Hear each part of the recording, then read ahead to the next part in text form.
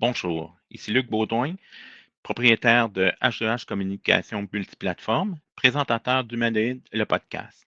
Ce soir, mouvement raélien, le côté humain. Le point humanoïde, ça commence maintenant.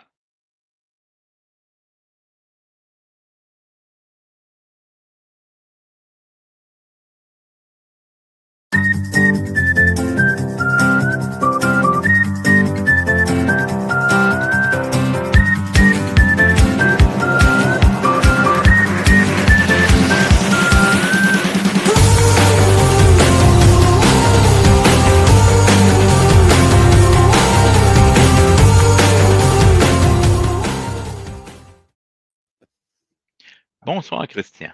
Allô, Marc. Marc. Allô, Luc. Marc, c'est notre invité. Ben oui, c'est ça. Ben écoute, justement, parlant de nos invités, je pense que nos auditeurs vont être encore une fois satisfaits de rencontrer les gens parce que ce sont deux humains exceptionnels. Je vais te laisser, Christian, les présenter un petit peu plus tard. Ils vont assurément changer votre vision du mouvement raélien au Québec. Les invités d'aujourd'hui, ils m'ont inspiré à vous parler du bonheur. Comme d'habitude, je le fais en partageant une citation généralement attribuée au Dalai Lama. Cette citation-là a été reprise avec des différentes façons là, par de nombreux philosophes. Ça va comme ça. Le vrai bonheur ne dépend pas d'aucun être, d'aucun objet extérieur. Il ne dépend que de nous. Alors, Christian, toi aussi, tu as toujours une inspiration à partager pour nous faire réfléchir. Je te laisse le soin de nous la présenter, puis de nous présenter ensuite les invités. Effectivement. Oui, ma phrase inspirante va comme suit. Vivez votre vie selon vos propres choix et croyances, mais veillez à ce que votre chemin n'entrave jamais celui du respect d'autrui. La plus belle liberté est celle qui inclut la bienveillance et le non-jugement. Et d'ailleurs, ces deux phrases inspirantes nous amènent à parler d'un sujet à la fois intriguant et fort intéressant dans l'épisode d'aujourd'hui, soit le mouvement raélien, le côté humain. Peu importe les croyances de chacun, il faut prendre en considération qu'il y a toujours des humains qui sont concernés.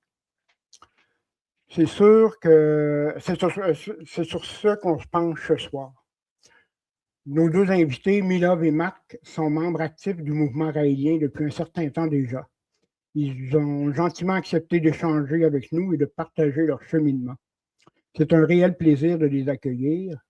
Alors, Milov, bonsoir, et Marc, bonsoir à vous deux. Bonsoir.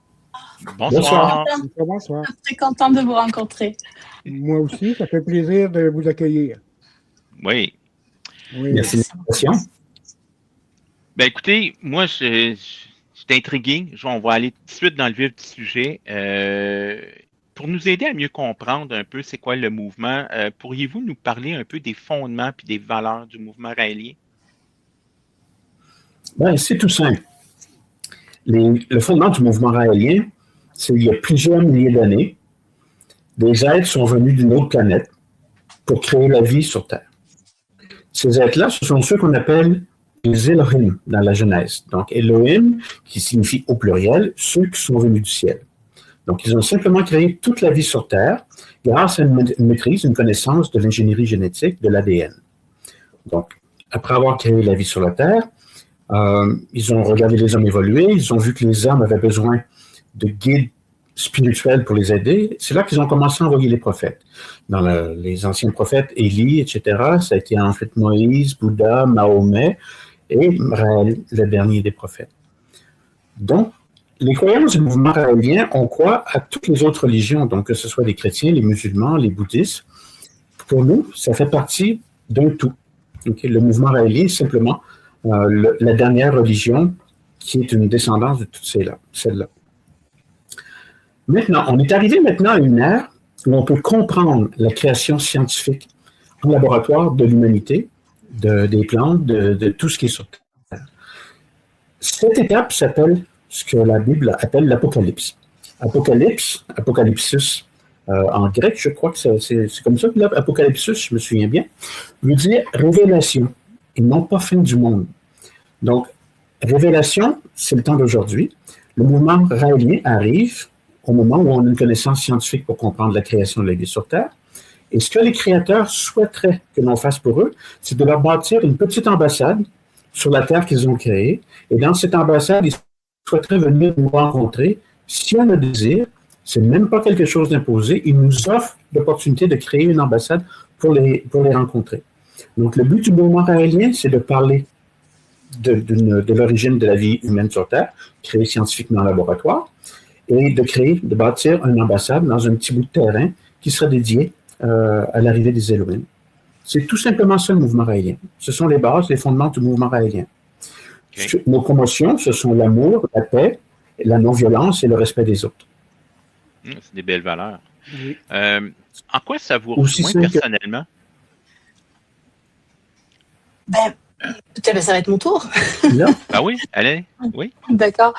Moi, là où ça me rejoignait, c'est que depuis très longtemps, en fait,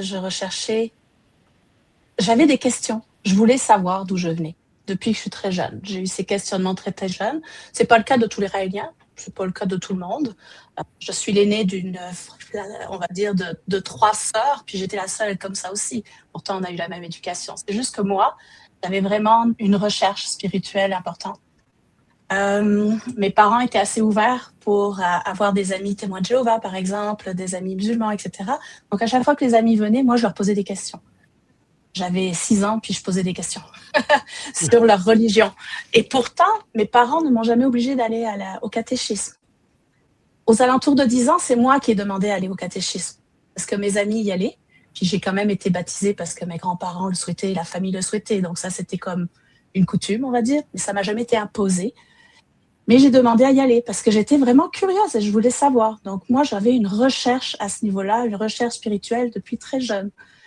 Bon, malheureusement, quand j'ai été au catéchisme, Marc connaît un peu l'histoire, mais je me suis fait virer du cours de catéchisme. Je posais trop de questions, en fait. Je me souviens du cours où je me suis fait virer. C'était une vieille maison française. Je ne sais pas si vous avez déjà visité la France, mais c'est des vieilles maisons en pierre. Vous savez, des sous-sols. Et c'était dans un sous-sol que le cours se donnait, sur une grande table. Ça faisait vraiment comme dans les films. Et puis, la professeure nous a dit, le jour où Jésus est né, Joseph, le père de Jésus, a prié Dieu, le père de Jésus. Et du haut de mes 10 ans, 11 ans, comme, j'ai pas compris. Donc je lui dis, j'ai pas compris. Donc elle me répète la phrase, mais mot pour mot, à tel point que je la connais, j'ai 52 ans maintenant, et je m'en rappelle mot pour mot.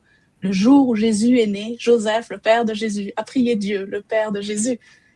Et je lui ai fait répéter devant tous mes camarades 2-3 fois. Et elle me répétait la même chose, à tel point que je me suis fâchée. Je dis, bon, il est con, quoi, il se prie lui-même. Joseph se prie lui-même. Parce que dans ma tête, je ne crois pas au miracle. Depuis que je suis petite, c'est Joseph le père de Jésus ou c'est Dieu le père de Jésus? Il faut savoir, quoi. Scientifiquement, on a un seul père, quoi. Ça marche comme ça. Donc, moi, j'ai toujours eu cette démarche de questionnement. L'ami témoin de Jéhovah, quand il venait, je posais tellement de questions qu'il m'a amené un livre, vous savez, pour les enfants, où vous avez l'histoire pour eux, de ce qu'est l'histoire biblique pour eux, avec des images. Je suis passée à travers ce livre, ça n'a même pas d'allure. Mais j'avais jamais de réponse. J'avais jamais de réponse satisfaisante pour moi. Je suis arrivée après au collège, et là, on m'a enseigné l'évolution. Puis il faut savoir que je suis une scientifique, je suis docteur en immunologie et virologie, donc j'ai un esprit très scientifique, en fait, depuis longtemps. J'ai toujours eu. Mais si je ne croyais pas au miracle de la religion, ce n'est pas pour croire au miracle de la science. Ça n'a aucun sens. Ça n'a pas de sens. Pour moi, de dire qu'un éclair a frappé une flasque avec la matière inerte qui est dedans, et par un miracle inattendu, il y a eu formation des premières molécules, des premiers acides aminés, et par un autre miracle inattendu, la formation d'une membrane, et par un autre miracle, un ADN, et puis, mais faites les statistiques scientifiquement. Impossible. Statistiquement, c'est impossible. Donc, je me suis fait virer des cours de sciences. Au même titre que je me faisais virer des cours de catéchisme parce que je posais trop de questions. Donc moi, ce que ça m'a apporté, c'est qu'en à côté, je continuais à réfléchir. Pour moi, les extraterrestres existaient. Pour moi, la science est importante. Oui, pour moi, tout s'explique scientifiquement, même si je ne le sais pas maintenant, un jour, on le saura. Donc, pour moi, il y avait du vrai dans les anciennes religions. Pour moi, l'amour primait. À l'époque, quand j'avais cet âge-là, c'était l'époque de Mitterrand, donc ça date de loin quand même. Mais à cette époque-là, je me souviens qu'il avait commencé à faire des guerres. Et quand je posais des questions, on me disait « Non, mais c'est pour des raisons X, Y, Z ». Mais du haut de mes 12 ans, 14 ans, ça n'a aucun sens d'aller tuer du monde. Donc, tu comprendras quand tu seras grande, était une phrase qui m'énervait énormément.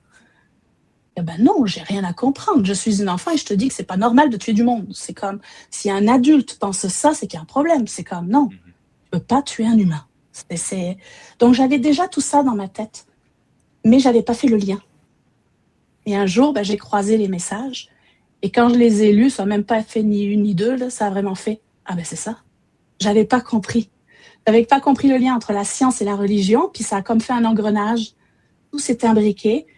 Donc moi, c'est ça que ça m'a apporté, c'est enfin, je respirais, enfin, j'ai une réponse. Pour moi, ce que je recherchais, je l'avais enfin. Et j'avais l'espoir en l'humanité.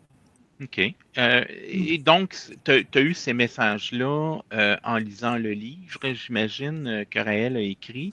Est-ce que tu avais des gens dans ta famille qui étaient membres du mouvement? Oui. Ce n'est pas le cas pour tout le monde, hein? Je vous le dis aussi. Mais oui, en fait, ce que je ne savais pas, c'est que mon père était raélien quand j'avais 15 ans. Mon père était raélien depuis 1 an ou 2. Mais je ne le savais pas. Pour 2 raisons. Déjà, je suis de française d'origine. Il faut avouer que la France n'est pas aussi amicale que le Québec. Donc, quand tu fais partie d'une minorité, tu as des risques même de perdre la garde de tes enfants. Donc, mon père ne s'était pas affiché en tant que tel. Ma mère ne l'était pas du tout. Et la deuxième raison, c'est que de toute façon, dans le mouvement raélien, on n'impose pas notre religion à nos enfants. Pour nous, le choix d'une religion est un choix spirituel important dans une vie. Et c'est à l'enfant de décider, quand le moment sera venu, s'il souhaite avoir une religion ou pas. Et si c'est pas la même que la mienne, de le respecter en tant que. Donc oui, moi, mon père était raélien. Et à un moment donné, j'ai rendu compte que je me refermais complètement parce que je rejetais cette société à un point tel que ça en devenait dangereux pour moi, quoi. Ouais, soyons francs, quoi. Le mouvement, moi, m'a sauvé la vie.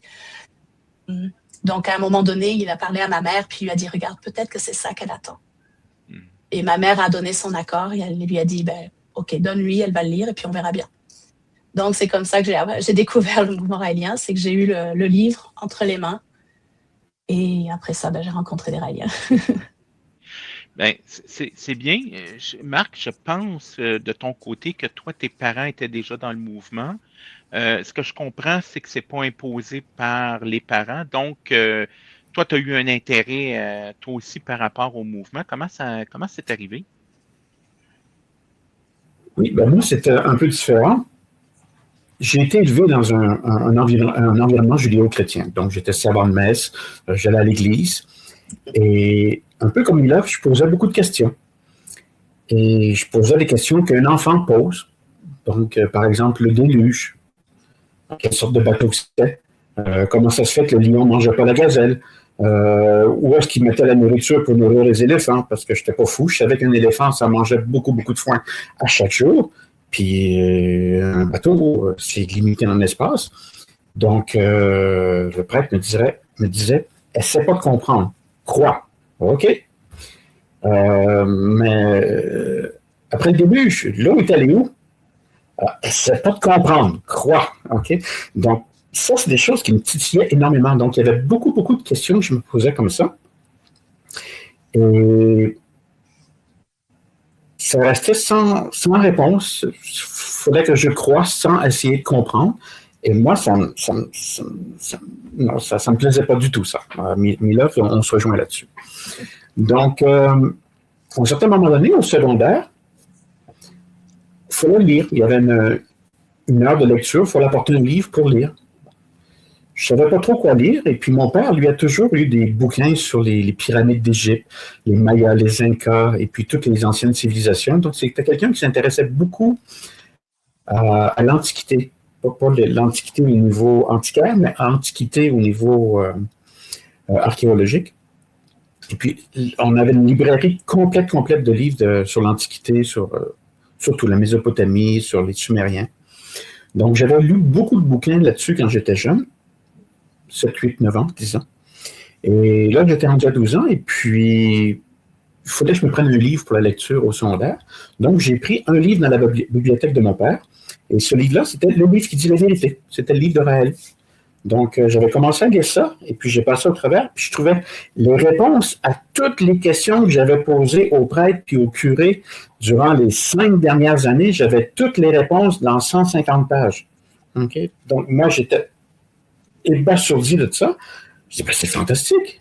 C'est fantastique. Je viens de régler mon problème de déluge, je viens de régler mon problème de ci, de ça. Et puis, c'est là que j'ai découvert que, puis là, j'en ai parlé à mes parents. Puis mon père dit, ben, si tu veux, on peut aller voir le mouvement ensemble, parce que mon père n'avait pas dit qu'il était raélien, et ma mère, à l'époque, n'était pas raélienne non plus.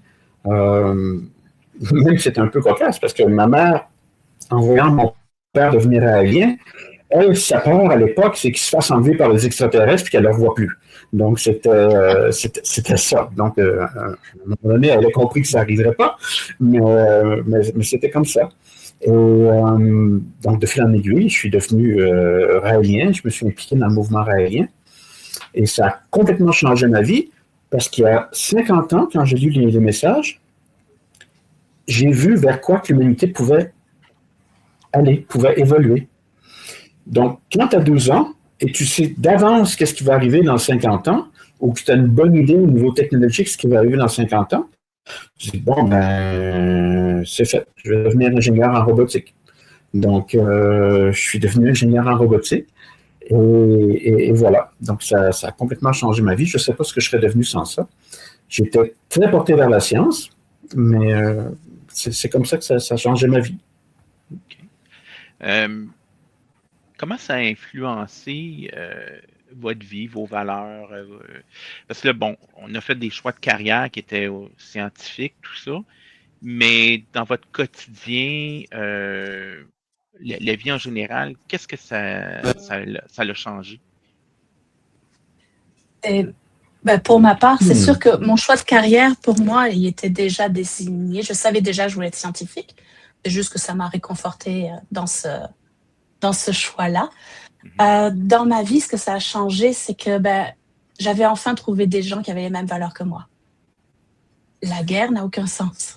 Le respect de la vie, quelle qu'elle soit, fait partie des valeurs essentielles du mouvement raélien. C'est même une des valeurs qui, pour moi, m'a permis de dire « OK, je peux y aller ».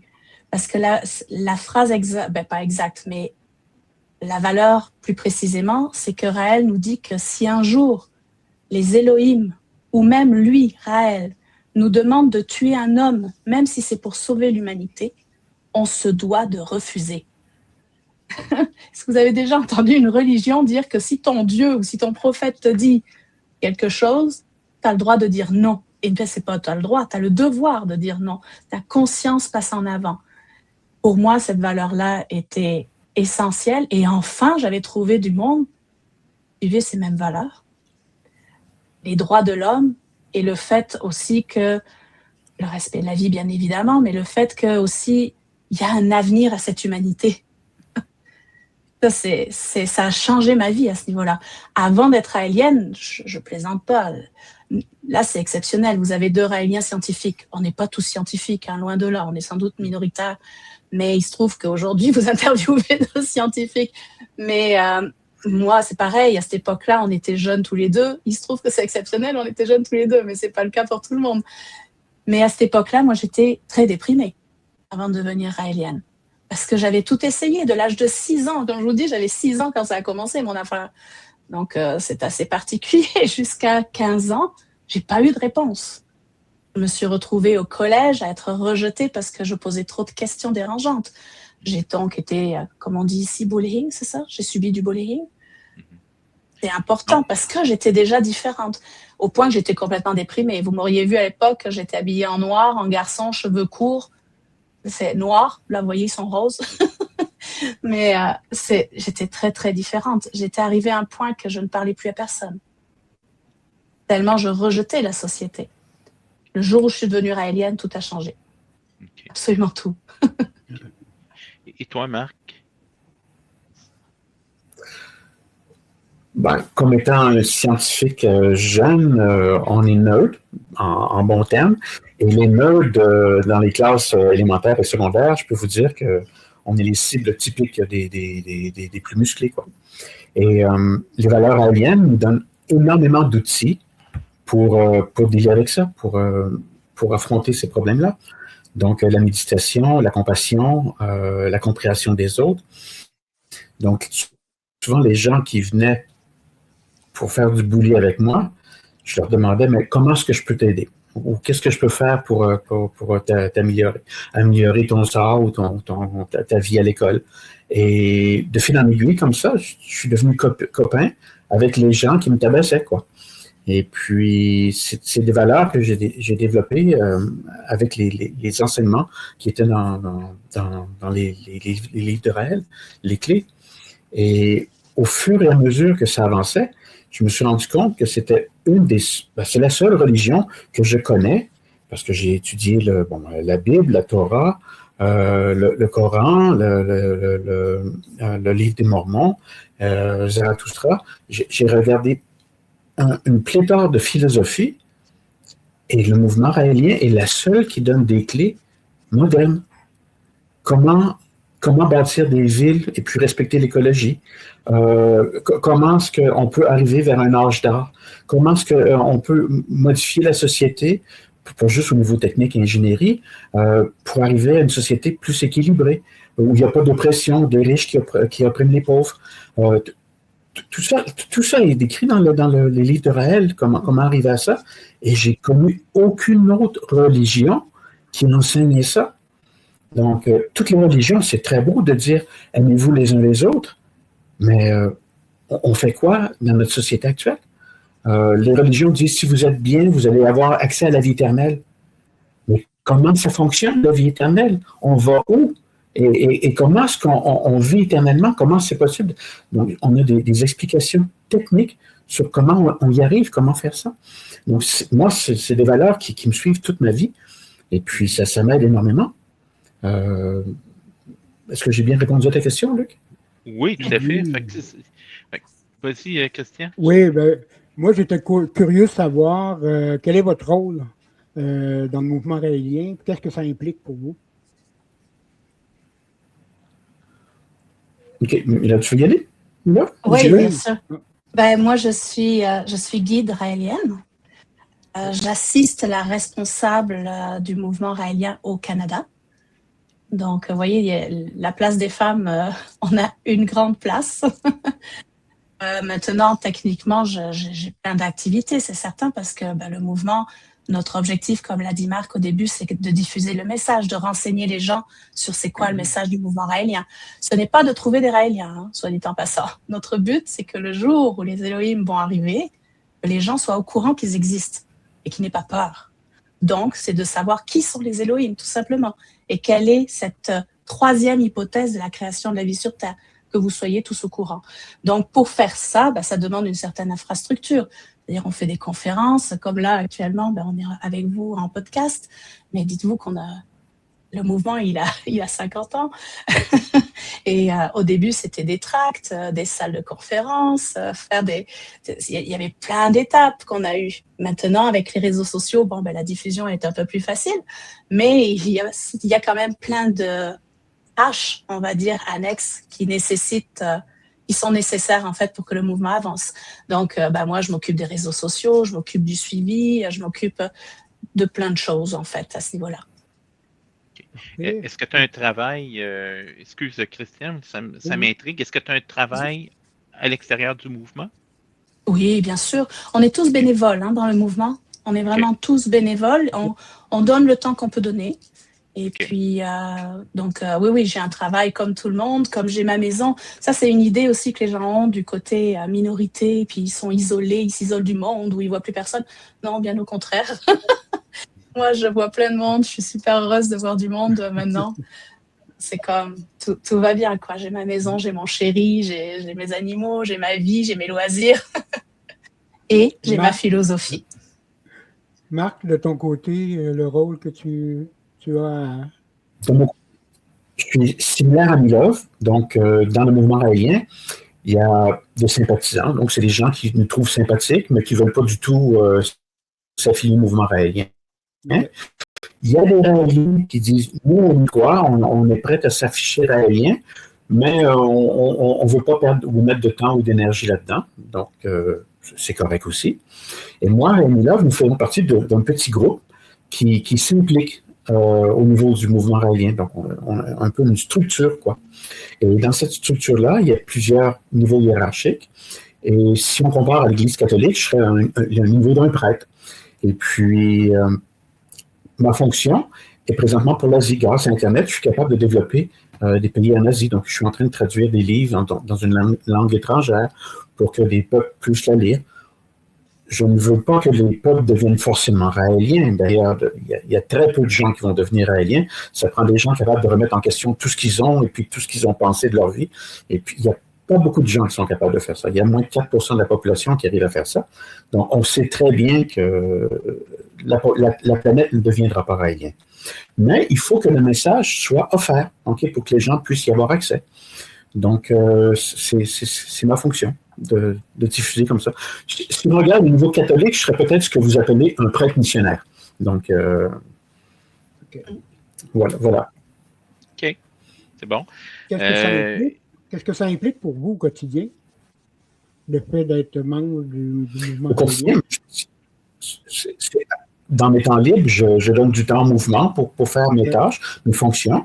Mais dans la vie de tous les jours, je travaille comme n'importe qui. Je suis bénévole pour le mouvement. Je ne touche pas un sou là-dedans. Et voilà. Et puis, je ne donne pas tout mon argent au mouvement non plus. J'en garde pour vivre. Je suis dans un appartement très confortable.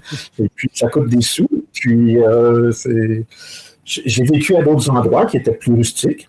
Et comme n'importe qui sur la planète, je ne suis pas en désaccord avec le confort, donc c'est ça. OK. Mais je ne vis pas dans l'opulence non plus. Donc, j'ai une balance dans ma vie pour faire en sorte que j'ai une vie confortable. Et le surplus de temps, d'énergie et d'argent que j'ai, je l'utilise pour aider les autres. C'est mes valeurs. C'est mes valeurs personnelles. OK. Si j'ai bien compris, le mouvement... Oui. Excuse-moi. Donc, j'aide les autres, pas forcément juste les raéliens. J'ai pas de problème à aider des gens sans abri dehors, à leur payer un repas ou des. Ça me pose pas de problème, ça. Ça me pose pas de problème. Non, je pense que ça fait partie des valeurs du mouvement de toute façon d'aider son prochain. Mais la question que je me pose, c'est quand vous rencontrez des gens, est-ce que vous en parlez? Est-ce que vous le dites ouvertement? Parce que ce que j'ai compris, c'est que comme en publicité, on a deux stratégies, du push ou du pull.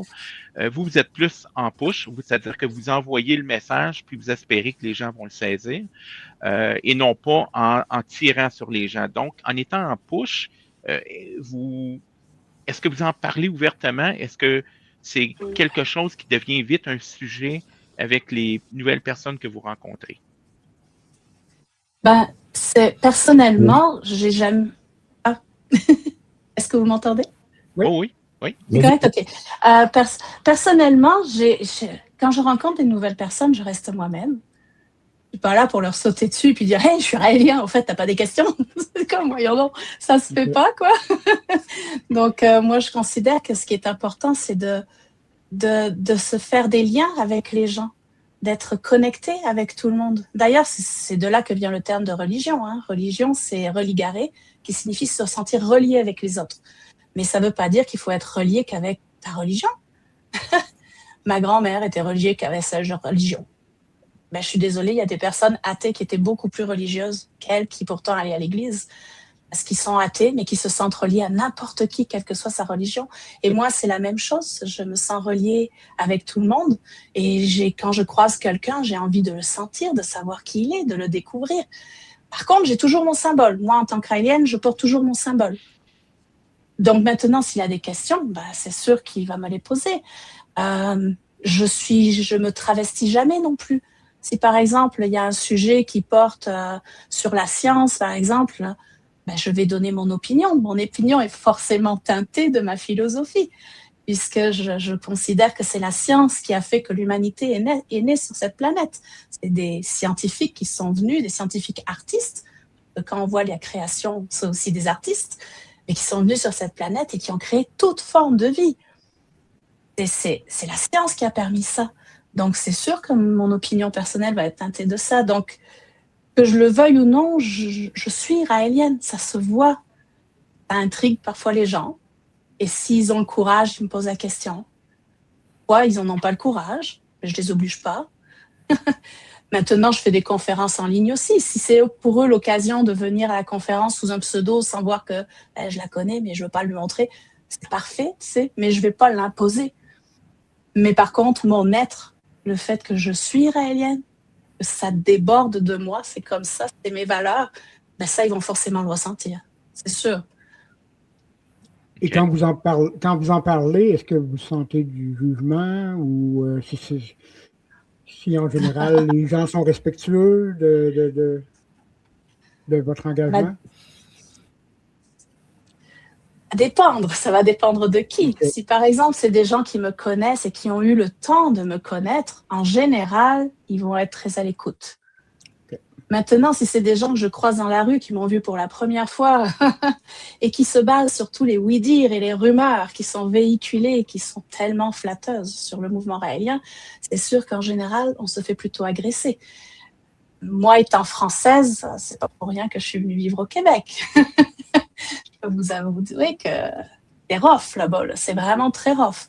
Ça m'a pas empêché de rester raélienne. C'est comme, ça ne changera pas. Tu auras beau me frapper, tu auras beau tout faire, je suis raélienne. Et au contraire, si tu fais ça, ça va être pire.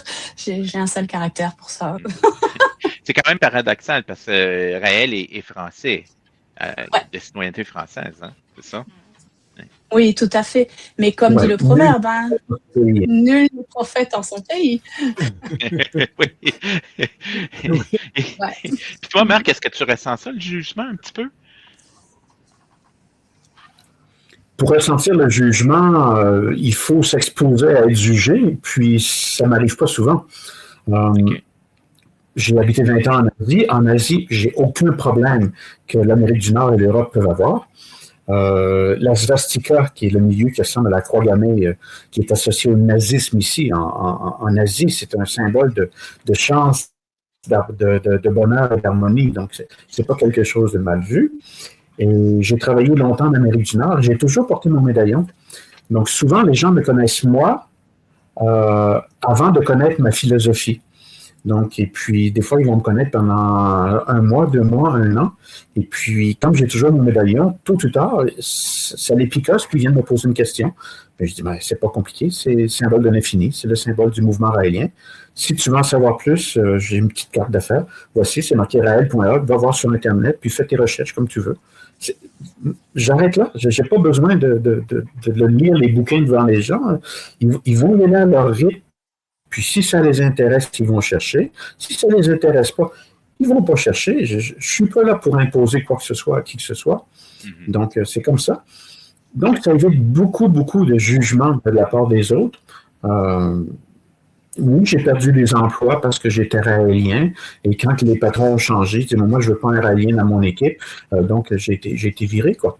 Mais je préfère changer d'emploi que de travailler dans un milieu qui n'est pas agréable à travailler parce que je ne suis pas respecté pour mes valeurs personnelles. Si tu penses que mes valeurs personnelles se limitent à un médaillon, ben c'est parce que tu n'as pas compris qui je suis, quoi. C'est ça.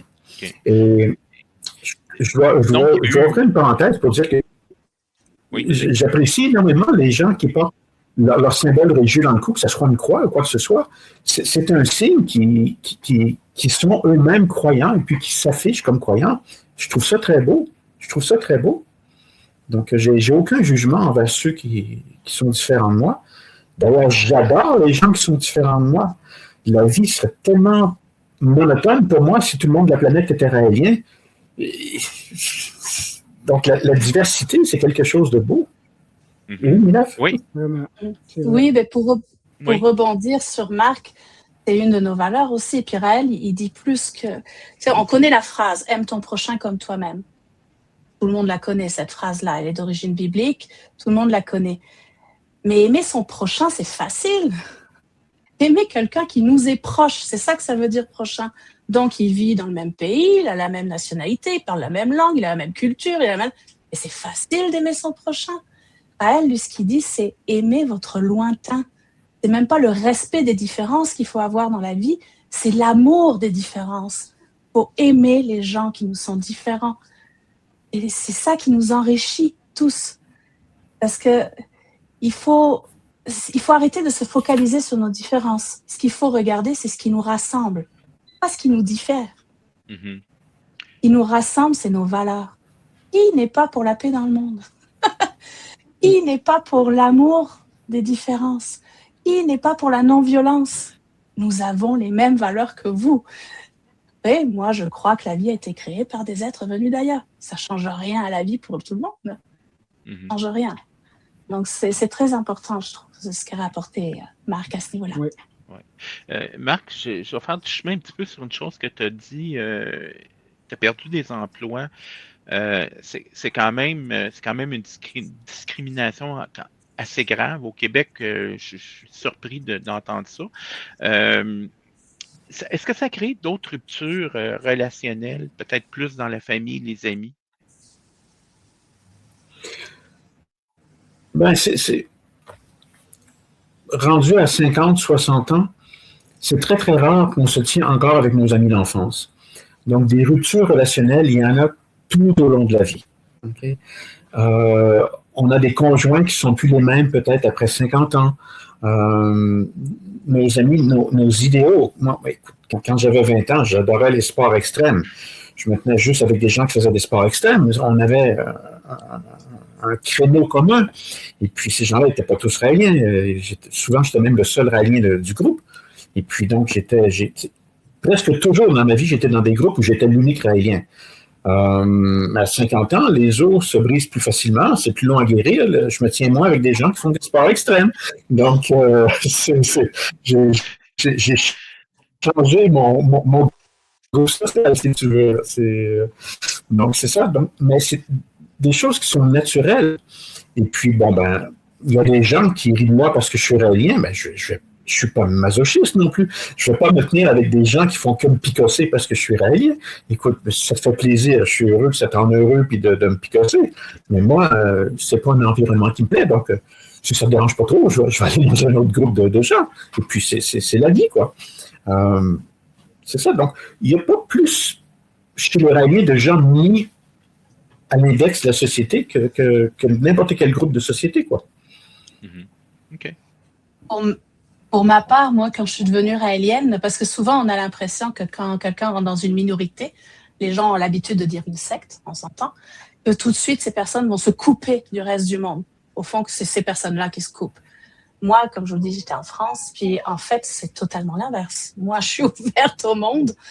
Par contre, les gens, à l'époque, quand je suis devenue raélienne, tels que ma grand-mère m'a appelée en me menaçant, en me disant « Si tu ne changes pas de religion, je ne veux plus te voir. » Je lui ai dit « Désolée, mamie, rappelle-moi quand tu auras changé d'avis. » Elle a raccroché. Au bout d'un an, elle m'a rappelé. Elle a dit « Viens à Noël, s'il te plaît. » On n'a jamais rediscuté de cette situation parce qu'elle n'a jamais ouvert le sujet. Je n'allais pas non plus l'ouvrir. Mais elle a fini par accepter. Elle m'a réintégrée dans sa vie. Mais ce n'est pas moi qui me suis coupée du monde. Et c'est malheureux, non? Il y a des gens qui font des choix aussi. Et comme dit Marc, je ne vais pas rester avec des gens s'ils sont là pour me taper sur la tête. Et voir d'autres personnes, des gens plus aimants et puis plus agréables et qui correspondent mieux à ma philosophie. Mais oui, il y a des situations, des fois, désagréables. Moi, par exemple, j'ai quand même eu le représentant des droits de l'homme qui, publiquement, devant 1000 étudiants, ont refusé de répondre à ma question. Le représentant des droits de l'homme, hein. Il a refusé de répondre à ma question que j'étais raélienne.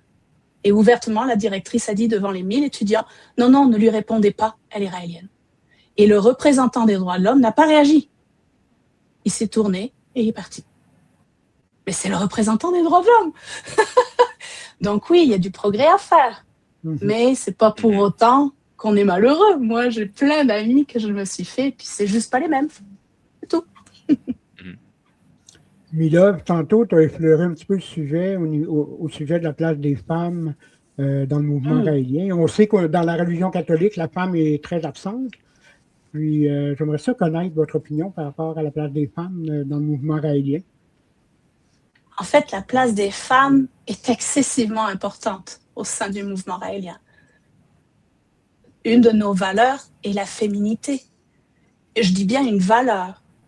C'est-à-dire qu'on cherche à développer notre féminité, aussi bien homme que femme, parce qu'on considère que c'est la valeur qui va faire en sorte que les guerres vont s'arrêter.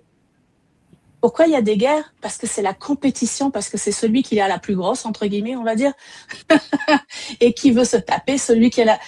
Ça, c'est des valeurs masculines. Je ne dis pas que c'est les hommes, c'est juste des valeurs de compétition même moi, on m'a enseigné ces valeurs-là. Mais les valeurs de féminité qui sont l'amour, la compassion, gentillesse, la politesse, tout ça, ce sont des valeurs qu'on attribue plus à la féminité. Mais c'est des valeurs importantes. Ça fait des siècles qu'on tourne avec les valeurs masculines. L'époque où il fallait chasser l'ours pour survivre, je vous l'accorde, c'est pas en étant gentil avec l'ours qu'on allait manger. Hein. C'est comme, il fallait une valeur de compétition et puis pouvoir se battre. Aujourd'hui, je vais au supermarché, j'ai eu mon steak, quoi. J'ai pas besoin de me battre pour un steak. J'ai pas besoin de... Donc, il faut changer nos valeurs et on n'a jamais essayé, en fait, en tout cas dans les pays occidentaux, de changer même la société en général en se basant sur des valeurs féminité, de discussion, de partage. Tout ça, c'est des valeurs de féminité. Donc oui, les femmes sont excessivement importantes dans le mouvement. Elles ont la même place que pour les hommes. Vraiment beaucoup, hein. C'est comme à tous les niveaux. Quel que soit le niveau dans la hiérarchie, les femmes sont partout. Au Canada particulièrement, comme je vous l'ai dit, la responsable du Canada, c'est une femme. Donc, les femmes ont énormément d'importance, oui. OK. Ça amène peut-être à un point qu'on entend souvent parler au niveau du mouvement. Il existe une certaine liberté, une ouverture au niveau sexuel au sein du mouvement raélien. Comment vous vivez ça de votre côté, puis qu'est-ce que ça vous apporte? Je vais je vais te laisser continuer après Milov. Ouais. Ça change rien pour moi. Je veux dire, je suis avec la même compagne depuis 20 ans. Je suis heureux. OK? Et si je n'étais pas heureux, je ne serais plus avec. Si elle n'était pas heureuse avec moi, elle ne serait plus avec moi. Donc, c'est nos valeurs. Nos valeurs sur la sexualité, c'est entre adultes consentants, faites bien ce que vous avez envie de faire. OK? Entre adultes consentants. Okay? Ça ne veut pas dire que l'homme doit violer la fille. Okay? Ce n'est pas un consentement réciproque, ça. Entre adultes consentants, faites bien ce que vous avez envie de faire. Et puis, ça veut dire aussi votre orientation sexuelle. C'est à vous de la choisir. Ce n'est pas à la société de vous l'imposer. Faites ce que vous voulez, faites ce que vous ressentez. Aussi longtemps que vous êtes avec des gens adultes et consentants, et aussi longtemps que vous ne faites pas de mal aux autres. À moins d'avoir une relation sadomaso, mais ça, c'est un créneau bien spécial qui le regarde. Okay? Mais en dehors de ça, il n'y a pas de même, non. Il y a des gens qui aiment avoir un donjon et puis frotter leur crème et puis tout ça, donc c'est correct.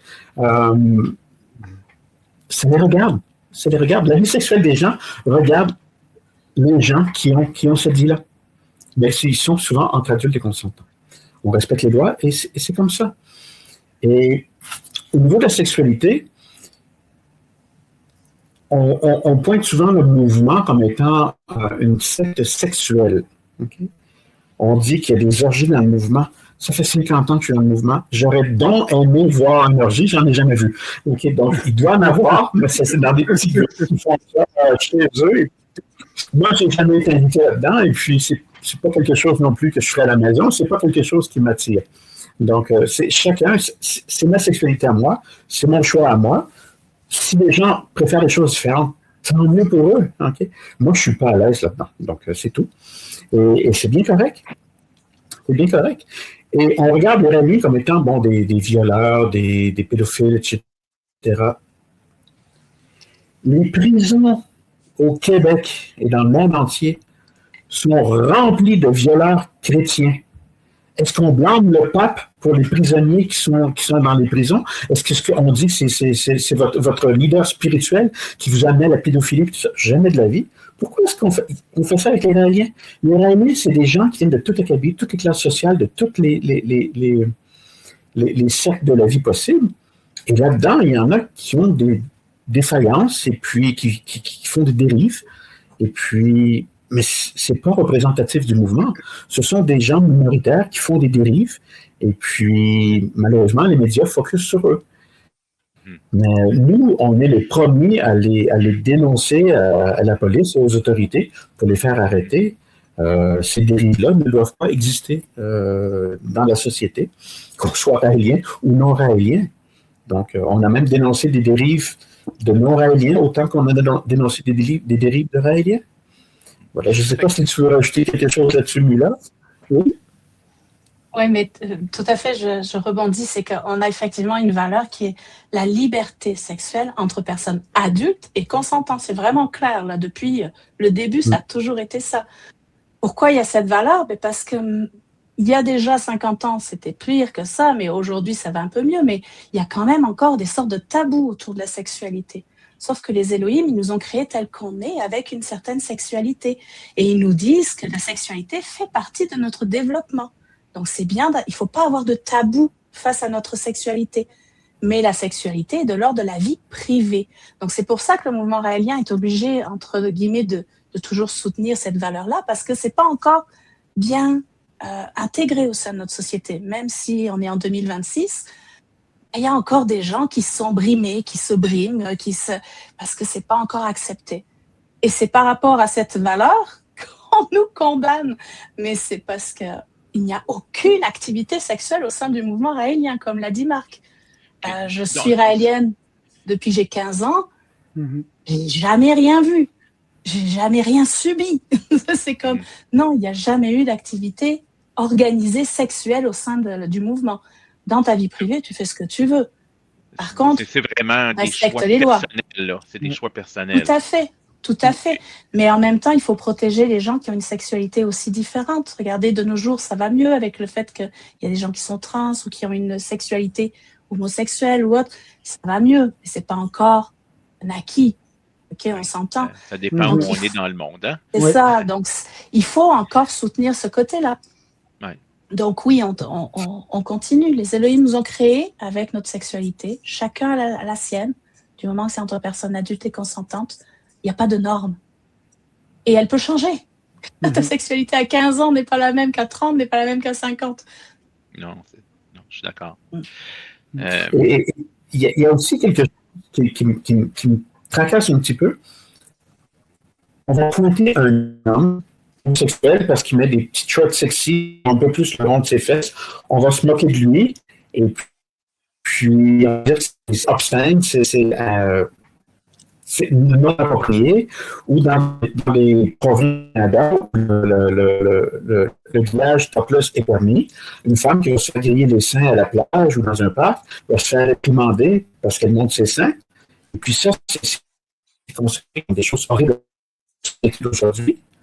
Pourquoi montrer figurer plein de sang parce qu'il y a un lobby qui est exposé près de sa maison, qui a tué son frère, sa famille. On montre ça une nouvelle, c'est pas du tout obscène, puis ça va très très bien, et puis c'est des belles valeurs à véhiculer pour la société. Moi, ça m'offusque ça beaucoup plus qu'un bout de peau ou un bout de n'importe quoi qui m'offusque pas du tout dans le fond. Une personne qui se fait comment la guerre est montrée à la télévision dans le côté obscur et puis horrible. Ça, moi, j'entends des nus, quoi. J'entends des nus. On a des valeurs complètement balancées dans notre société. C'est bien plus beau voir un homme marcher en se dandinant les fesses que de voir un enfant mutilé dans ses parents morts. C'est clair. Moi, tout à fait d'accord. Ce que je comprends, c'est que cet aspect-là de liberté vous influence dans l'acceptation de ce que les autres peuvent vivre, de ce que les autres, comment les autres vivent leur sexualité. Alors, vous vivez la vôtre, puis ce que les autres font, ben, ça leur appartient. En fait, c'est plus qu'une acceptation, c'est l'amour des différences. On est heureux qu'il y ait des gens qui soient différents de nous. Ça fait une palette de couleurs, un arc-en-ciel d'une seule couleur. C'est un rayon de lumière, quoi. C'est pas beau. Mais quand il y a une variété de couleurs, il y a un spectre de couleurs, c'est tellement plus beau, quoi. Et puis la société, lorsqu'elle rayonne, quand elle est différente dans toutes ces sphères de société, quoi. C'est comme ça qu'on voit la vie. Super. OK. Au Québec, le mouvement raélien avait quand même beaucoup d'actifs importants, puis c'était fort, quand même très connu, puis très actif au Québec dans les années 90, début 2000. Raël est maintenant au Japon. Comment vous vivez ça? Est-ce que vous avez l'impression d'avoir perdu quelque chose? Un lien privilégié? Non, aucunement. Moi, je l'ai perdu 2 fois. Il était en France, il est parti. Bon, je l'ai suivi. Je suis venu vivre ici, puis il est reparti. Bon. Mais non, ça change rien. Au contraire, je me sens privilégiée, par contre, d'avoir eu la possibilité de le rencontrer tant sur le sol français que sur le sol québécois. C'est un grand privilège. Il y a énormément de Raéliens en Afrique, par exemple. L'Afrique se développe énormément de ce côté-là. Et il y en a des milliers et des milliers de Raéliens qui n'ont jamais rencontré Raël. Pourtant, ils sont Raéliens. Et ben, c'est pour ça que je me dis, je me sens privilégiée. J'ai eu la chance de le rencontrer dans ma vie. C'est un privilège. Qu'il soit parti, je ne vais pas pleurer. Tout va bien. Il est heureux au Japon et ça continue là-bas. Et qu'il soit là ou pas, on continue. On est toujours là au Québec. C'est juste que les activités sont différentes. Les médias ne diffusent plus non plus nos activités de la même façon. Avant, c'était rigolo de dire que les Raéliens faisaient telle chose, donc c'était publié dans les journaux. Maintenant, on a beau leur envoyer des communiqués de presse, il y a des années qu'on leur envoie des communiqués de presse, vraiment importants, sur des thématiques vraiment importantes, sociales en plus. Puis, il n'y a rien dans les médias. Absolument rien. Donc, les médias ne jouent plus le même rôle. Donc, les gens ont l'impression qu'on n'est plus là. Mais on est là. Je peux vous assurer qu'on est là. Marc, tu disais que tu es allé en Asie pendant un certain temps. Est-ce que c'était le mouvement qui t'avait amené là ou tu étais allé là seulement pour le travail? Le travail. OK. Le travail m'a amené là. Et puis, quand j'ai eu terminé mon travail, j'en ai profité pour rester en Asie quelques années de plus parce que j'aimais bien le coin. Et puis, j'ai développé le mouvement sur place là-bas. Maintenant, je suis revenu au Canada. Alors, je continue parce que j'ai encore tous mes contacts qui sont en Asie. Et c'est pour ça. Mais pour en revenir à la question de Luc, s'ennuyer de Raël parce qu'il n'est plus au Québec, ça, c'est une vision du monde pays par pays. Les Raéliens, on ne voit pas le monde comme ça. On voit une planète. Raël est toujours sur la planète. Il n'est pas parti de la planète. Je veux dire, on a encore des chances de le côtoyer. C'est un vol, 2 vols d'avion avec les transferts. Donc, c'est pas... pour nous, il est toujours là. C'est pas une perte. Et le jour où il va mourir, ça ne sera toujours pas une perte parce qu'il va toujours être dans la galaxie sur une autre planète. Il va toujours être là aussi. Donc, c'est un concept d'espace qu'on a peut-être un peu différemment de ce que la société conçoit. Nous, il n'y a pas de frontières avec des limitations. Et puis pour nous, s'il n'en était qu'à nous, il n'y aurait pas de visa, il n'y aurait pas de passeport, on pourrait se promener partout où on voudrait librement. Mais le monde en est différent, donc on respecte les lois en place. Mais c'est une vision totalement différente de l'humanité que l'on a. Moi, mes frères sont autant africains, asiatiques que québécois. J'ai pas de racisme envers personne. J'ai des amis qui sont hétérosexuels, homosexuels, transgenres, transsexuels. J'ai des amis qui sont bouddhistes, musulmans, chrétiens, quand j'habitais en Asie, j'avais un voisin bouddhiste, j'avais un voisin musulman, j'avais des voisins chrétiens et j'avais des voisins hindous. Okay? Donc, c'était vraiment multireligieux. Et j'ai jamais eu de problème avec mes voisins. Donc, c'est une question de respect. Puis j'adorais mes voisins, j'aimais mes voisins. Et puis mes voisins m'aimaient aussi, on avait beaucoup d'échanges. Donc, c'est un mode de vie un peu différent. Oui. Ce que je comprends, c'est que je comprends, c'est que vous voyez la planète comme un grand pays, là. Puis que tout le monde est égal, puis les frontières devraient en fait pas exister. Parce que la planète existe, puis il y a d'autres endroits dans l'univers où il y a des planètes aussi, puis il y a d'autres gens qui vivent ou d'autres personnes qui vivent ailleurs dans l'univers. Donc, l'idée d'avoir la planète sans frontières, ça fait que vous êtes accessible partout.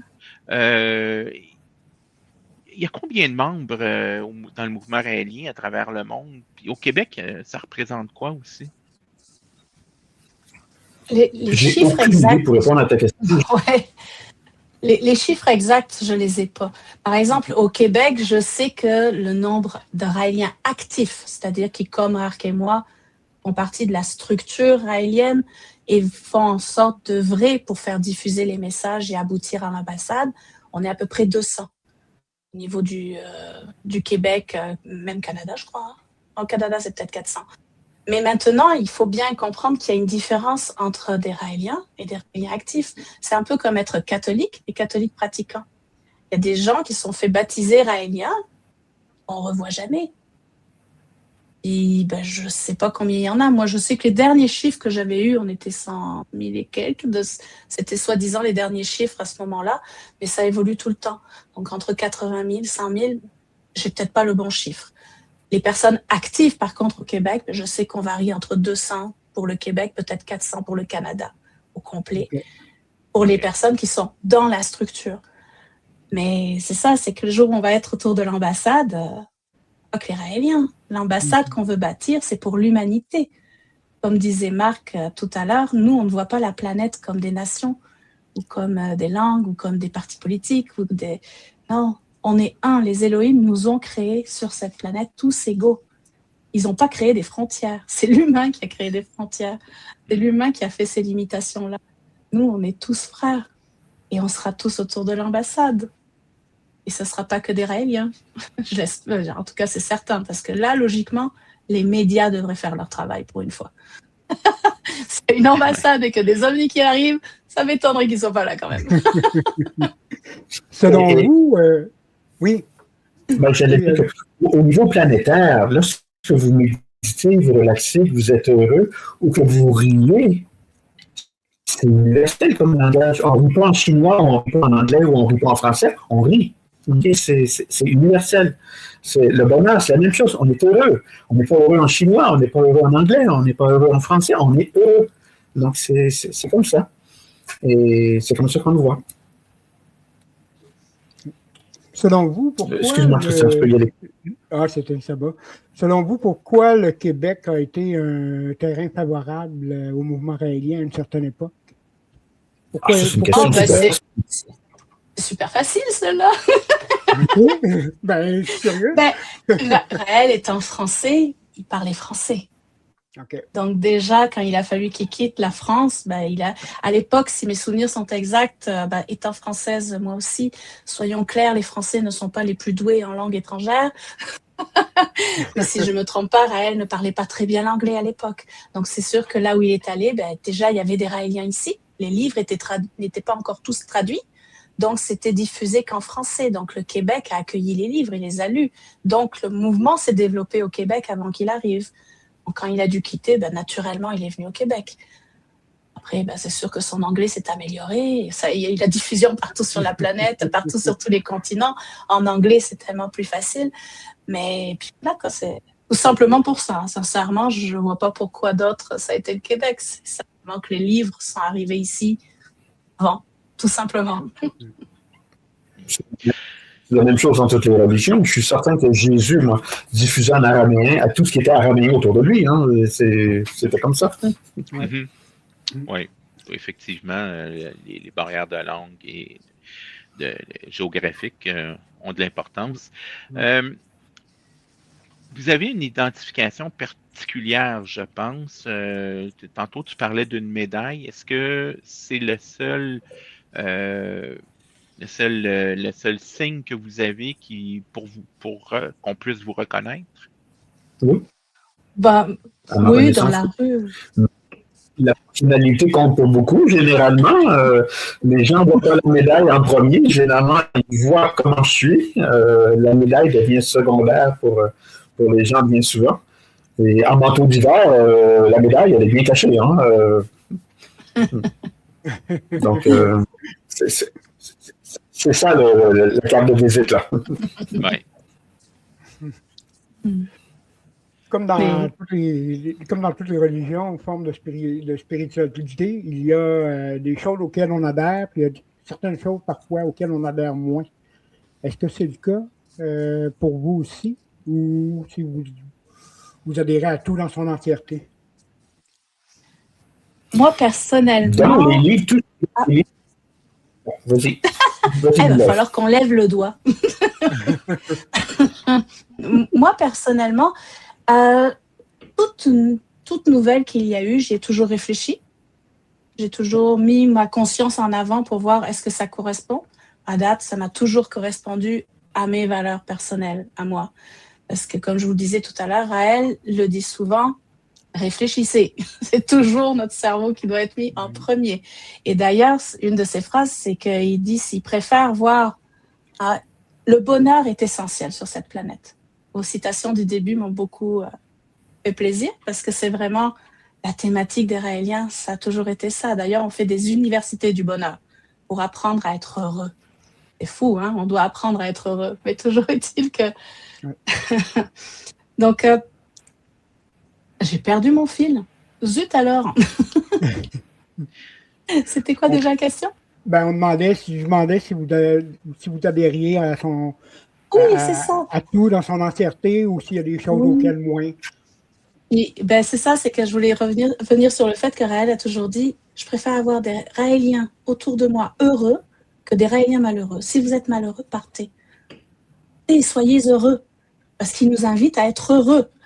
Donc, s'il y avait quelque chose qui m'avait accroché ou que ça ne me correspond pas, je ne peux pas consciemment véhiculer une philosophie, des valeurs, si je n'adhère pas tout ce qui est dans cette philosophie. Moi, c'est ma règle personnelle. C'est comme, s'il y a quelque chose qui me titille, je règle le problème tout de suite. C'est comme, je dois pas voir. Ça marche ou ça marche pas. Je fonctionne comme ça. Donc moi, oui, ça va très bien. C'est all in. T'es dans le mouvement, t'es là, de ta personne, c'est au complet. Tu peux pas... Tu rejettes pas une partie puis prendre une autre partie. Tu peux pas dire moi je vais dans le mouvement juste pour la liberté sexuelle puis le reste ça m'intéresse pas. C'est un ensemble. Non, c'est un ensemble. Il faut que je sois vrai avec moi-même. C'est même pas pour le mouvement là, c'est pour moi-même, mon identité, ma personne. Il faut que je sois vrai avec moi-même et avec mes choix. Une valeur super importante, la responsabilisation. Dans le mouvement, je crois que c'est la deuxième valeur après les droits de l'homme, là, la responsabilisation. On est responsable de nos actes. Mais nos actes, c'est aussi nos choix. Tout ça, donc je suis responsable, je suis raélienne, je l'ai choisi. Et si demain, ça ne va pas parce que j'ai trouvé quelque chose que non, là, ça me titille et j'arrive pas à passer outre, c'est à moi de dire non, ben, je vais quitter. À date, moi, tout va bien. Puis j'en ai passé des étapes. J'en ai passé avec des oui-dire et puis des articles dans les journaux et tout ça. J'aurais pu briser bien plus d'une fois. Je me souviens de Chavannes quand c'est arrivé en France où j'avais 16 ans. Il y a eu une émission très négative en Europe française qui à l'époque c'était Ciel Montmardi, ça s'appelait, et tout le monde était connecté à Ciel Montmardi. Moi j'avais une médaille grosse comme ça que je m'étais fait moi-même en perles, je la portais au collège.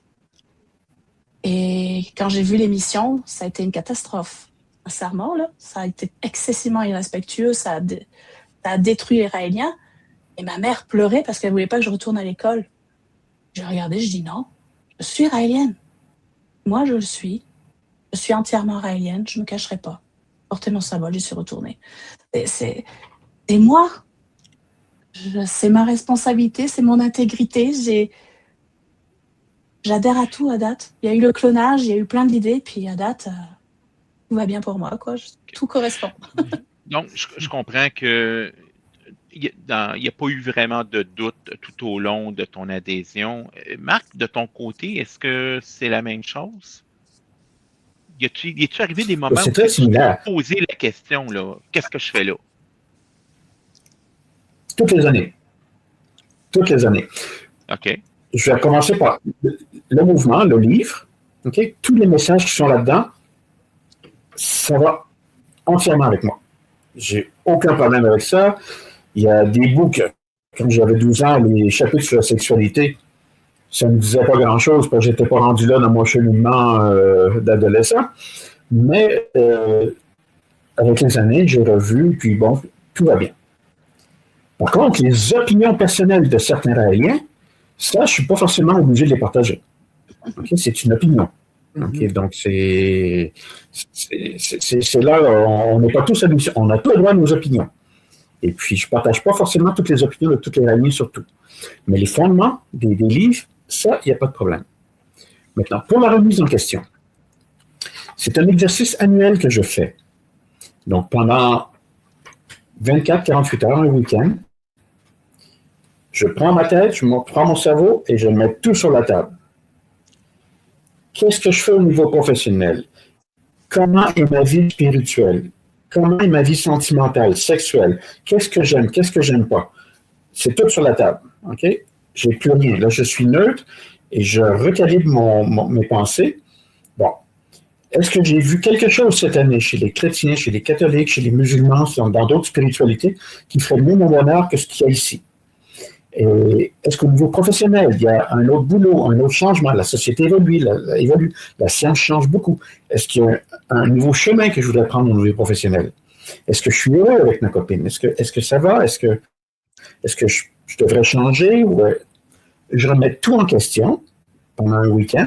Et à la fin du week-end, je remets dans ma tête ce que j'ai décidé qui allait être bon pour moi pour l'année qui suit. Parce que je ne veux pas me remettre en question toutes les semaines quand même. Parce que une fois que j'ai pris une décision, je veux avancer quand même un bout de chemin là-dedans. Mais à chaque année, je remets tout en question. Et jusqu'à date, le mouvement raélien, bien que je l'ai remis en question, ça fait 50 ans que je suis raélien, 50 fois, c'est toujours la philosophie de vie qui colle le plus à ce que je suis et qui colle le plus à ce que je pense qui semble être le plus plausible, okay, de tout ce que j'ai connu à date.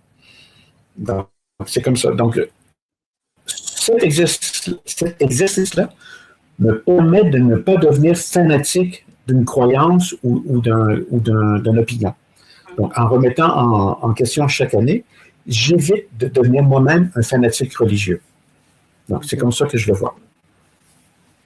OK. Donc, oui, je remets en question chaque année. C'est bien de se remettre en question, point. Oui, effectivement. Dans toutes les sphères de notre vie, d'ailleurs. Ben oui. Raël, votre prophète, va avoir bientôt 80 ans. Naturellement, étant vieillissant, est-ce que vous voyez un peu la suite des choses, comment ça va se passer après son départ? Est-ce qu'il prépare une relève ou...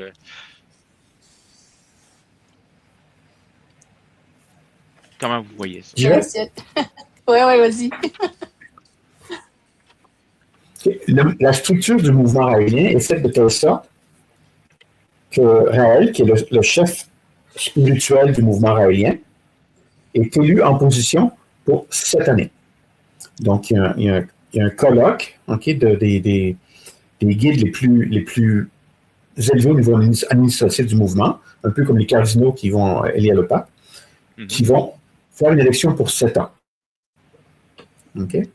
Si Raël devenait sénile ou quoi que ce soit, ce même colloque-là se réunirait pour le sortir de la direction du mouvement raélien, et parmi ces gens-là, un serait élu pour le remplacer.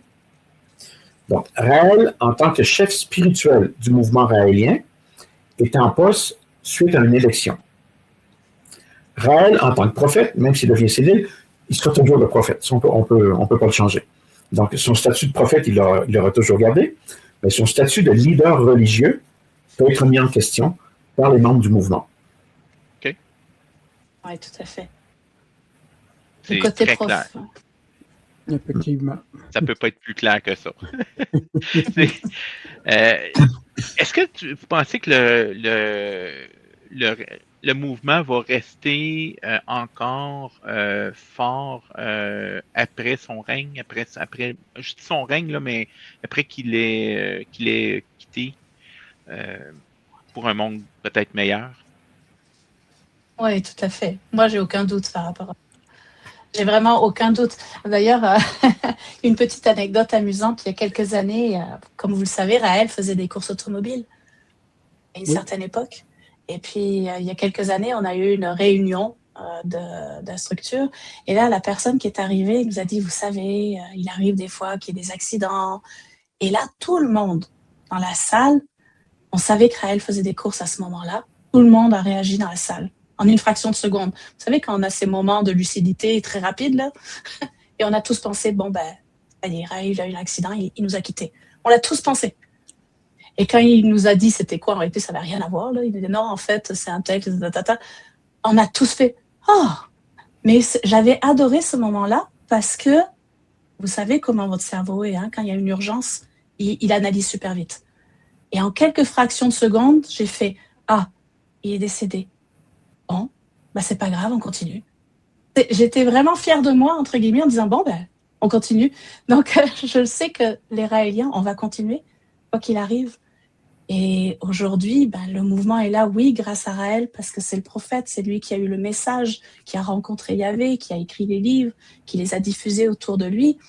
Mais il a fait en sorte que grâce à tout ça, il y ait d'autres Raéliens qui jouent, entre guillemets, le même rôle que lui à diffuser les messages, et on est nombreux sur la planète. Et ça s'arrêtera pas. Donc même si Raël devait disparaître, sur notre planète, bien évidemment, ben, ça s'arrêtera pas. Et je le sais parce que ben, inconsciemment, je l'ai vécu une fois. Dans ma tête, ça a vraiment fait comme « OK, on continue ». OK. Une autre raison pour aller dans le même sens que Milov, le mouvement raélien est entièrement autonome sans son guide spirituel.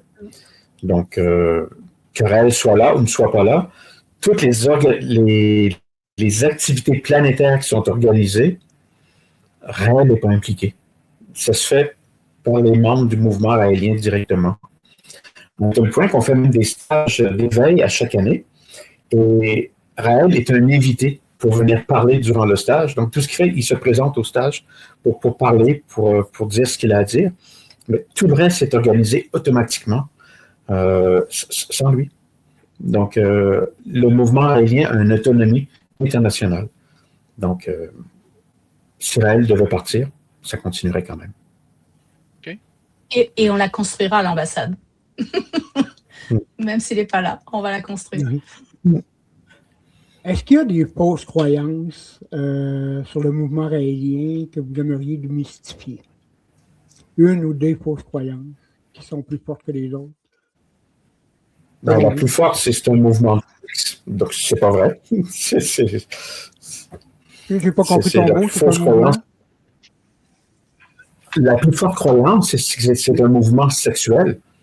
Okay. Ça n'a rien à voir avec ça. Le sexe est une partie des valeurs incluant l'éducation sensuelle, et le sexe fait partie un peu de la sensualité.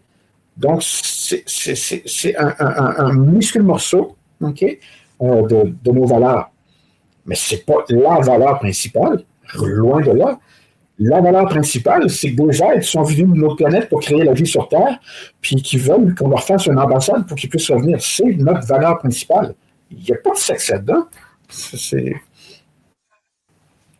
Une autre croyance aussi, pour moi, c'est que on croit que les Raéliens, c'est des ufologues. Ils croient aux petits hommes verts avec les soucoupes volantes.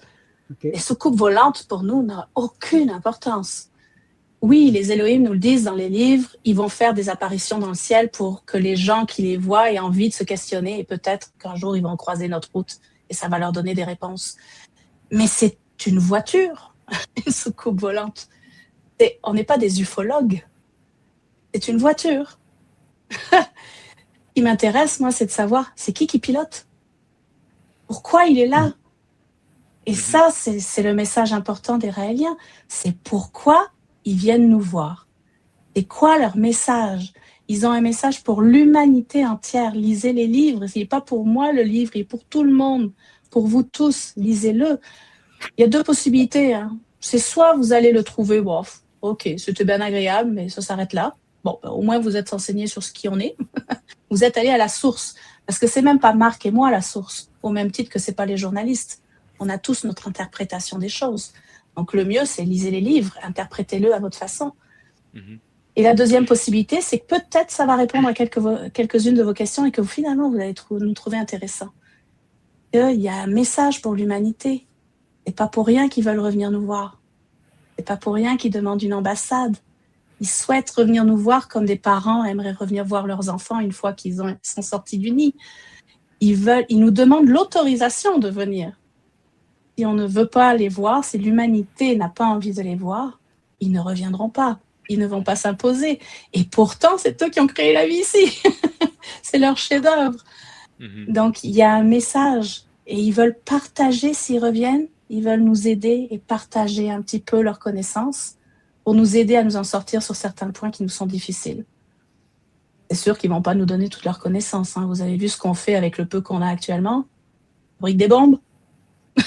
C'est comme donc 25 000 ans d'avance scientifique, j'ose pas imaginer ce qu'on pourrait faire avec, mais c'est pour ça que la sagesse doit se développer. On doit développer la sagesse. Et ce message est pour l'humanité, et c'est un message d'espoir. Okay. On n'est pas des ufologues. OK. Fait que ça, c'est une des croyances ou un mythe par rapport au mouvement, puis c'est faux de penser ça. Ce que je voulais rajouter, Luc, si je peux. Oui. Oui, vas-y. Oui. Lorsque vous recevez une lettre par la poste, OK, vous prenez la lettre, c'est la lettre qui est importante. OK? Le facteur, ce qu'il fait dans sa vie, ça ne va pas changer la valeur de la lettre. OK? Donc, le mouvement, c'est la même chose. C'est le message qui est important. Raël, pour nous, c'est un prophète.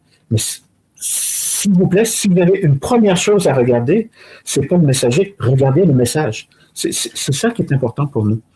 Donc, une fois que vous aurez lu le message, faites-vous votre idée. OK? Jugez-nous, faites ce que vous voulez. Mais lisez le message en premier lieu. Regardez pas le facteur en premier lieu. OK? Le facteur, on verra dans une deuxième étape. Mais en première étape, regardez le message. OK. Je comprends que le message est important. Le mouvement existe depuis 52 ans. Dans toute l'évolution qu'il y a eu, qu'est-ce qui est positif? Qu'est-ce qui est le plus positif depuis le début? Dans notre vie personnelle ou Oui, moi c'est de vous que j'aimerais entendre parler dans votre vie personnelle parce que ce que je comprends, autant Marc que Mila, vous êtes là depuis presque les tout débuts. Oui, moi ça va faire plus de 35 ans, 37 ans peut-être que je suis raélienne. Qu'est-ce que ça m'a... Je suis heureuse de vivre. Tu parlais du bonheur tout à l'heure. Je suis heureuse de vivre. C'est ça que ça m'apporte. J'ai de l'espoir pour cette humanité, j'ai de l'espoir pour les 8 milliards d'habitants sur cette planète que je n'avais pas avant. Avant, j'avais aucune solution, je ne voyais que les problèmes. Et nos gouvernements le font très bien. Hein. Ils adorent véhiculer les problèmes et nous mettre ça dans la tête. Pourquoi? Parce que les gens devraient apprendre à savoir comment fonctionne leur cerveau. Quand on a peur, notre amygdale se déconnecte de notre cortex. C'est biologique, tout le monde. C'est biologique, ce qui veut dire que quand vous avez peur, vous ne réfléchissez plus. Vous n'avez plus l'aptitude à réfléchir. Et c'est pas pour rien que les journaux, les nouvelles ne sont que des peurs. On aime savoir c'est quoi que je risque, on veut se protéger, mais il faut trouver des solutions. Et moi, le mouvement, c'est ça, c'est que j'ai des solutions. On a plein de solutions pour pouvoir arriver à l'âge d'or pour l'humanité entière, pour sauver l'humanité entière. On est capable de la sauver. Et ça reste en moi. Je suis heureuse. Je ne suis pas inconsciente de la réalité. Je sais ce qui se passe, mais je le vis bien. Okay. Je le vis bien parce que je sais que je peux apporter, qu'on peut résoudre ces problèmes. Oui. Si je n'avais pas ces solutions, terrible. Oui. Et puis on le sent, ce bonheur-là, pour avoir côtoyé Marc à quelques reprises avant l'entrevue. On sent ce bonheur-là, cette joie de vivre, mais qui n'est pas non plus naïve, si je me trompe. On n'est vraiment pas naïf. Non, on n'est vraiment pas naïf. On est très conscient de ce qui se passe. Mais maintenant, quand tu veux résoudre un problème, est-ce que tu vas le résoudre en pleurant et en t'accroulant et en pleurant? Tu ne résoudras jamais un problème comme ça. Bon, si je suis heureuse, que je suis bien, que je fais de mon mieux, je fais face au problème, et maintenant je peux l'affronter. Mais si je suis en larmes, ou si j'ai peur, forcément peur, ça me fait du mal. Biologiquement, votre corps n'est pas fait pour avoir peur sur du long terme. Bon, ça, c'est clair. Et deux, vous ne trouverez pas les solutions. Votre logique n'est plus là. Donc, vous allez prendre ce qu'on vous donne. Et puis, ce qu'on nous donne, c'est bien ce qu'ils veulent nous donner aussi. Et c'est sûrement pas des solutions. Ce que je comprends qu'on devrait retenir, c'est l'aspect du bonheur est très, très, très important. L'amour des différences. Est-ce qu'il y a autre chose que vous voudriez que les gens comprennent mieux par rapport au mouvement? Ayez du plaisir. Ayez du plaisir dans la vie. C'est la base. Si vous êtes heureux, si vous avez du plaisir, vous ne cherchez pas à être violent. C'est très, très rare que pendant qu'on rigole à perdre le souffle, qu'on a envie de tabasser quelqu'un. Là. Le rire, l'amour, l'humour, c'est tout relié, ça. C'est tout relié. Et c'est le meilleur remède ou le meilleur vaccin contre la violence ou la guerre. Si les gens étaient plus heureux, plus joyeux, si les gens rigolaient plus dans la vie, il n'y aurait peut-être pas autant de guerre. Si les politiciens étaient plus heureux, ils ne créeraient peut-être pas autant de guerre. Je pense que ça termine tout de même bien pour Marc, parce que la dernière chose qu'on demande tout le temps, c'est quoi le message que vous aimeriez passer aux gens qui nous écoutent. Ce que je comprends, c'est l'amour, le bonheur, l'acceptation. Puis j'imagine, Milov, que c'est pas mal la même chose pour toi. Oui, en rajoutant une petite chose aussi, c'est que il faut pas croire que si je suis heureux, dans tous les cas, j'ai aucun impact sur l'extérieur. C'est faux. Et c'est de plus en plus prouvé par la science. Lorsqu'on est heureux et lorsqu'on a même des pensées d'amour vers l'extérieur, c'est prouvé. On influence les autres. Sans être même en contact, on influence les autres à des distances incroyables. C'est prouvé. Scientifiquement, on est capable de l'observer. On n'est pas capable de comprendre comment ça marche. Actuellement, ça c'est sûr, on ne sait pas comment ça fonctionne. Il y a des idées sur le quantique. Il y a de plus en plus, si vous regardez les découvertes scientifiques, on se rend compte qu'il y a de plus en plus d'effets quantiques au niveau de nos organes, au niveau de notre cerveau, au niveau de notre ADN. C'est en train de se développer. Mais c'est prouvé scientifiquement, si on a des pensées d'amour, si on est heureux, on émane ça autour de nous et on influence la même chose chez les autres. Ce qui veut dire que si chacun d'entre nous, on travaille notre bonheur, on va influencer la planète. On n'est pas impuissant face à ce qui se passe. On a l'air un peu peut-être, les bisounours, soyez heureux pour sauver la planète. Non, c'est pas un monde de bisounours, c'est vrai. Soyez heureux, ça influence réellement la planète. Vas-y. Ça va en prendre Ça va en prendre beaucoup du monde heureux pour changer les choses. Ouais. 8 milliards. C'est un bon départ. Ouais, un à la fois, oui. Un à la fois, puis ça commence par nous. Oui, ça commence par chacun d'entre nous. Oui. Le temps étant ce qu'il est, écoutez, on a passé beaucoup plus de temps qu'à l'habitude avec vous. Ça a été très, très, très intéressant. Moi, je tiens à vous remercier de votre ouverture, puis d'avoir accepté de nous parler, puis de nous expliquer comment vous vivez tout ça dans votre vie. Merci beaucoup, c'est très, très, très apprécié. Vraiment, Merci beaucoup. Merci beaucoup à vous aussi pour votre curiosité et le respect que vous avez aussi face à vos invités. Effectivement, c'était très intéressant. Oui. J'espère que ça aura changé la vision que les gens ont du mouvement depuis plusieurs années maintenant, mais je pense que maintenant, j'espère que ça sera peut-être un point tournant pour vous, pour mieux faire connaître votre mouvement. Effectivement. Ouais. Oui. Merci. Ben, merci. On va vous souhaiter une bonne fin de soirée. Merci beaucoup. Bonne fin de soirée. Vous aussi. Merci. Bye. Hey. Wow. Wow, hein? Ben oui. Je suis content d'avoir. Il y a plein de choses que je ne savais pas du mouvement. Je suis content d'avoir appris. Effectivement. Ce que je trouve, c'est qu'il respire beaucoup le bonheur. Oui. C'est des gens qui sont foncièrement heureux. C'est Ça ce que je paraît. comprends. Oui, Ouais. effectivement, Ouais. c'est vraiment ce qui en ressort. Oui. Donc, là-dessus, toute bonne chose a une fin. Alors, je veux d'abord remercier notre commanditaire, H2H Stratégie, sans qui l'épisode ne pourrait pas être possible. Et je veux rappeler aux gens que les épisodes précédents sont disponibles sur Facebook, sur YouTube, sur Spotify, ainsi que sur Balado Québec.